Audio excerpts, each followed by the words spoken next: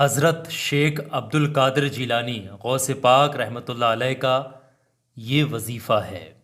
गौसे पाक की ये दुआ है। इंसान कितनी भी बड़ी मुश्किल में क्यों ना फंसा हुआ हो, ये दुआ सच्चे दिल से एक बार अगर पढ़ लेगा, यकीन जानेगा ये दुआ उसको उस मुश्किल से बाहर निकालने की ताकत समेटती है अपने अंदर। रूहानियत की बहुत कामयाब ये चीज़ है। इसमें जो दुआ हम आपको बताएंगे, यह गौसे पाक के द्वारा बताई हुई दुआ है। गौसे पाक ने ख़ुद इस दुआ को बताया, गौसे पाक ने ख़ुद इस दुआ को पढ़ा भी है। और गौसे पाक ने यहाँ तक के फरमाया कि मुझे जो कुछ भी नसीब हुआ, जो कुछ भी मिला, जो कुछ भी हासिल हुआ है, वो इस दुआ के बदले हासिल हुआ, इस दुआ के पढ़ने से मुझे हासिल हुआ है। तो बहुत सारी फजीलतें हैं। इंसान कितने भी जगहों से मायूस हो गया हो, तुम्हारा अगर कोई काम नहीं बन रहा है तो ये दुआ पढ़ लेना। तुम्हें कोई बहुत ज़्यादा परेशान कर रहा है, सता रहा है, आपको बहुत ज़्यादा ही जुल्म कर रहा है आपके ऊपर, ये दुआ पढ़ के अल्लाह से दुआ करके देखें। कोई मकसद है दिल के अंदर, बहुत सारी दुआएं पढ़ी हैं आपने और पूरा नहीं हो रहा वो मकसद, ये दुआ पढ़ के आप गौसे पाक के नाम से ये दुआ जो ये पढ़ी जाती है, गौसे पाक की दुआ भी बोला जाता है इसको सच्चे दिल से पढ़ लेंगे इंशाअल्लाह वो दुआ अल्लाह देखते हैं। अल्लाह के वलियों का इतना बड़ा मर्तबा है, आप अंदाज़ा भी नहीं लगा सकते। ये दुआ इतनी कामयाब है कि आपको हर बड़ी से बड़ी मुश्किल से बाहर निकाल सकती है। आप कितने ही बड़े परेशानी के दौर में क्यों ना हो, कैसी भी सिचुएशन मुसीबत में फंसे हुए हो, कोई आपका काम पूरा नहीं हो रहा या कहीं से भी बहुत परेशान हो गए, बहुत सारी दुआएं आप पढ़ चुके हैं, कोई फ़ायदा अगर नहीं हो रहा है तो ये दुआ आप पढ़ के देखिएगा। ये गौसे पाक के द्वारा बताई हुई दुआ है। लेकिन इस दुआ को पढ़ने की कुछ ज़रूरी शराइत हैं भाई। उन शर्तों का आपने जो है फॉलो करना होगा, पालन करना होगा, एक एक बात को ध्यान से समझना होगा। कोई चीज़ बहुत ज़्यादा अगर पावरफुल होती, बहुत ज़्यादा कामयाब होती है तो उसके पीछे जो इंस्ट्रक्शन हैं वो समझना बहुत ज़रूरी है, रूल्स हैं समझना, उनको समझना आप लोगों के लिए बहुत ज़रूरी है। तो मेहरबानी करके अगर आप इस अमल को पढ़ना चाहते हैं, ये गौसे पाक की दुआ को पढ़ के फ़ायदा उठाना चाहते हैं, कामयाबी पाना चाहते हैं, मुश्किलों से बाहर निकलना चाहते हैं, दिलों के अंदर जो मकसद है उनमें उनको पूरा करना चाहते हैं, अल्लाह से चाह रहे हैं कि अल्लाह आपकी वो दुआ फ़ौरन कबूल कर ले, वो मकसद में कामयाबी दे, तो इस अमल को, शर्तों को, वीडियो को आप आखिर तक ध्यान से देखिएगा, एक भी बात को मिस मत करिएगा।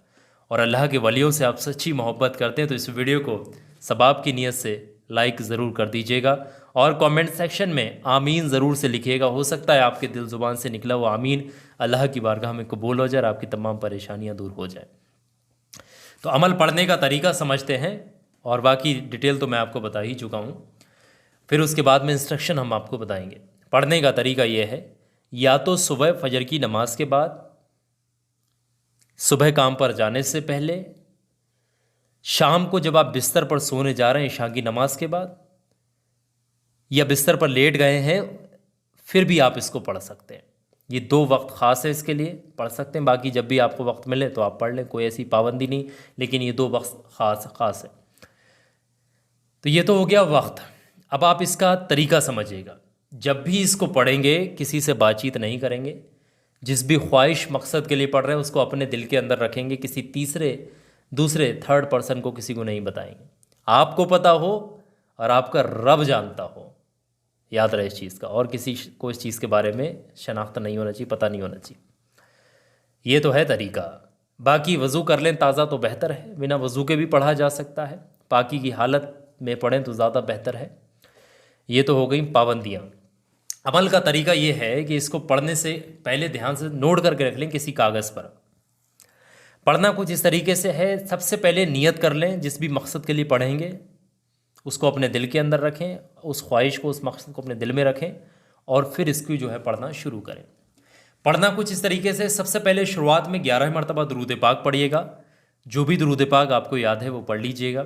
सबसे छोटा दुरूद पाक भी पढ़ा जा सकता है, बेहतर रहेगा कि आप दुरूद इब्राहीमी पढ़ें तो ज़्यादा बेहतर है। और अगर किसी को कोई दुरूद पाक याद नहीं है, बहुत सारे लोगों को याद नहीं होता है, कोई मुश्किल नहीं है, तो पढ़ सकते हैं आप इस जगह पर सल्लल्लाहु ताला अलैहि वालैहि वसल्लम। ये भी एक छोटा सा दुरूद पाक है।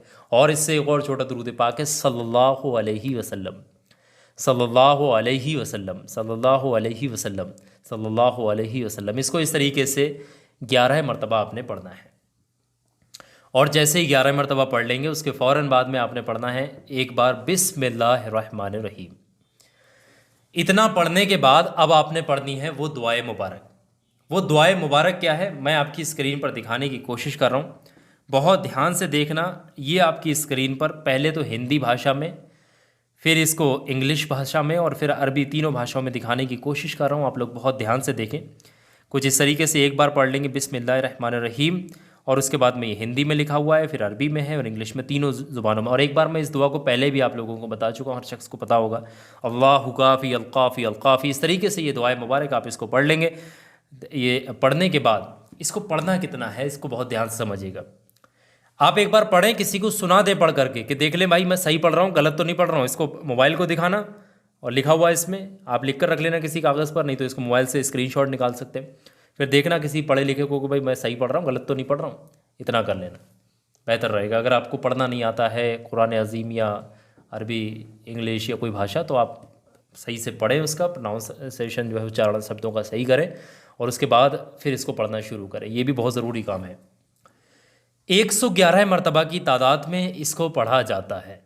111 मरतबा इस दुआए मुबारक को पढ़ना है। यह गौसे पाक की दुआ है।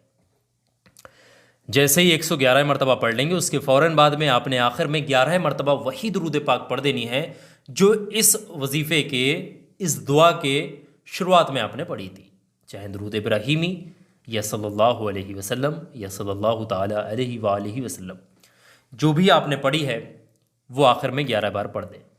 उसके फ़ौरन बाद आप उस जगह से ना उठें, उसी जगह पर बैठे बैठे अपने दोनों हाथों को उठाएं, काबा शरीफ की तरफ को अपना फेस करें और अल्लाह से सच्चे दिल से, यकीन से, अल्लाह के वलियों का वास्ता दे के, गौसे पाक के वसीले से आप दुआ करें।